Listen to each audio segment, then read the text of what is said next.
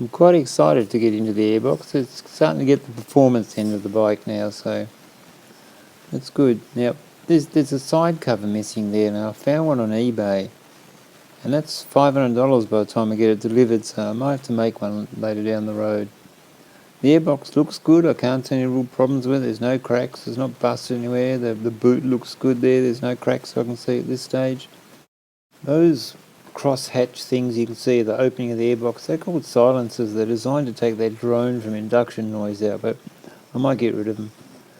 That's the shock absorber has to come out. That's the top bolt. It's only held in one top bolt at the top, and the shock absorber doesn't look too bad. I'll clean it up and have a good look.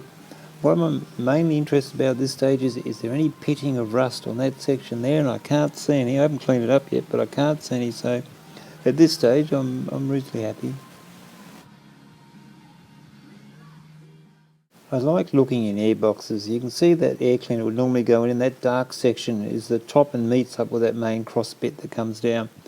So that's getting most of the airflow coming in, and it's concentrating in one area. Also, I don't know what it is about old air cleaners, but when they go old, they just disintegrate. They're just falling to pieces. Now, going back to that downward tube where the air comes in, that's the big one, the other one's the small one.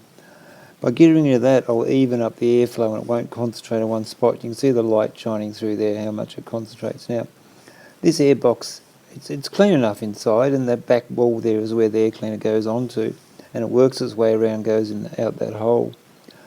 You can see the light shining in there, just that little corner there. It sort of goes around the corner. It's a poor design. I really don't like it. That is a bit cracked down there. I'm going to have to repair that later on. So, other than that, the whole thing cleaned up nicely. A new air filter that I got before, put it all back together. I'm going to leave out those two sections there, which opens up a lot of air area, which should spread the air over the whole air cleaner. Now that tube there, that tube's used for letting water out of the airbox if it gets flooded or anything like that. So I've tried it by, I'm going to use shrink wrap over the whole lot of it. Put it on there, put some shrink wrap over the top, and then see if that works.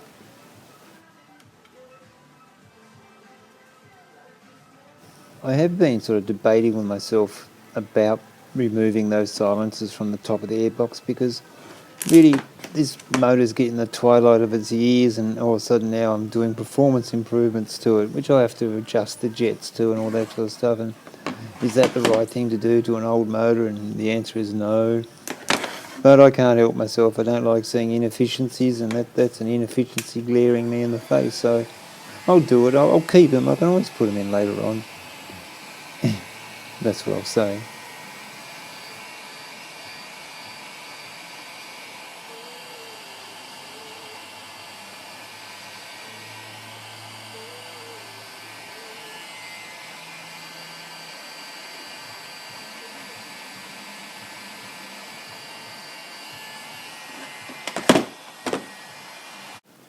Bit of trouble putting that clip on because it's now twice the size, but I'm happy with that. That looks good. It'll do the job.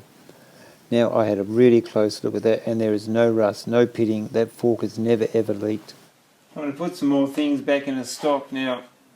This airbox is all done. I don't like the airbox much. It's got like a solid wall right there. The air from there, the carburetor is just basically got to suck, and there's a solid wall there.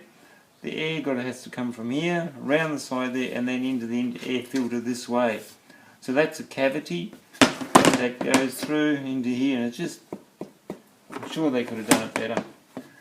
Now, these baffles, which are designed to stop induction noise, they used to be in there. I've taken them out, and I'll leave them out for now.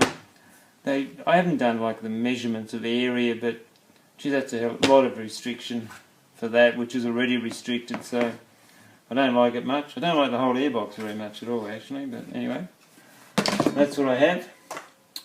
This is off the frame. It's just a guide for the chain, so the chain doesn't rattle against the frame. I just took it off and cleaned it up, so that's all good.